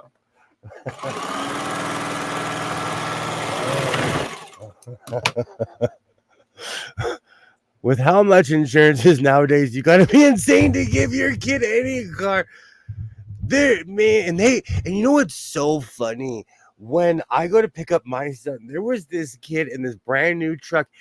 Every day he's flying up the boulevard, and I'm like, dude, eventually you're gonna crash and it's gonna ruin your life, kid. Like, insurance is going to ruin your life. And they're, and when you give, they don't, honestly, I do not see good choices being made. And so because of that, I would not trust somebody with something like that. I don't know if anyone remembers my son in the beginning of last year or this year was asking me to buy a $10,000 truck that's in the end of my street. It's been over a year and that car is still there because no one's going to pay $10,000 for a 1994 truck. At least around here. Oh, good times. Good times. Insurance is crazy right now. I'm sure it's crazy no matter where you live, and I've had a car accident. So my insurance is like, okay, you're going to pay through the nose and we're going to need your nose as collateral.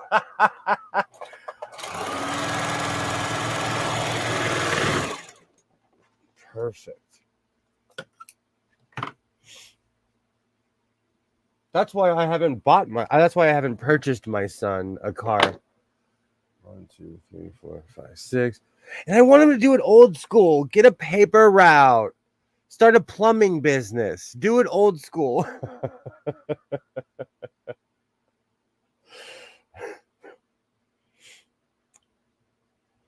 For as much as I enable my child to be new age, I will not buy him a car. Buy a teenager a $10,000 car. Am I crazy? Am I wrong?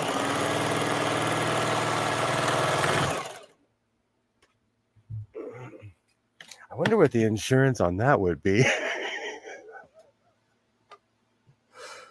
Oh, 1, 2, 3, 4, 5, 6, 7. Oh, that's hilarious. I could just do what my pops did. He would buy the car, put it in his name, and drive around like a crazy person. And be like, you can have this car when I'm not using it. Oh, there we go. Perfect. I have Mr. Wendell stuck in my head because I was listening to it earlier. And it's definitely one of those songs that kind of makes you want to cry. 1, 2, 3, 4, 5, 6, 7, 8. Perfect.